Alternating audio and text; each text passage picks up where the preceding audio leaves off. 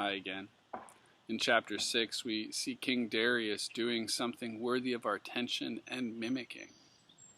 When the question is brought to him about whether or not to stop the construction of the temple, that he's had the temptation to accept the allegiance of the snitches. You see, they're trying to play up the weakness of kings. They're trying to say, these are not your people, they're a threat, they don't love you, they don't serve you, we love you, we would serve you, if you would do what we would like you to do. The message implies this threat to his power and their willingness to fulfill it.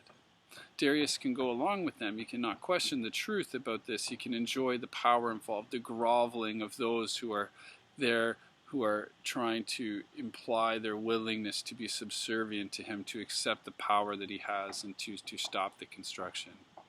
Or he can seek the truth. He can seek to attempt to do the right thing, to find out what's actually going on. And miraculously here, he doesn't go for the groveling. Instead, he goes the route of truth.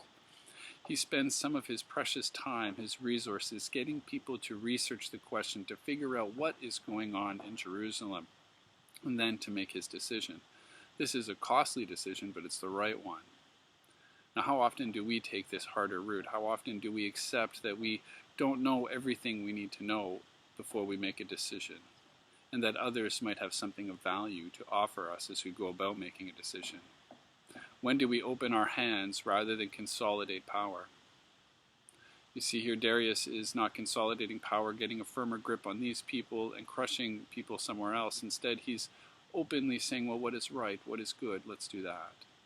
The Apostle Paul wrote to the Corinthians, I will boast about a man like that, but I will not boast about myself except about my own weakness.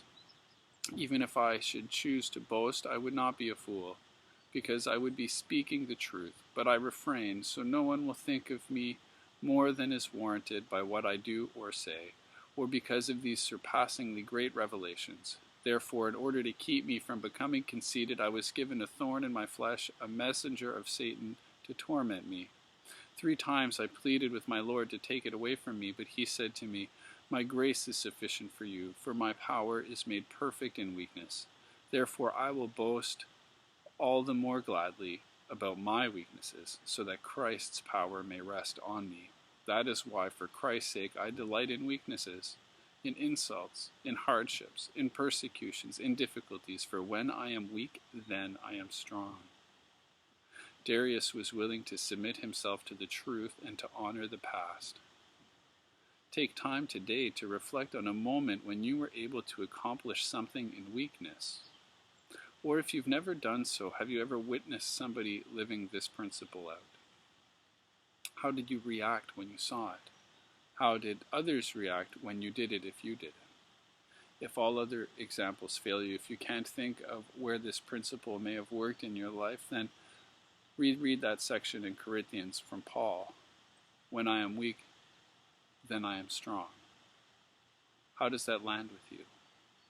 What does that mean for you? How might you live that out? It's not easy, but it's good.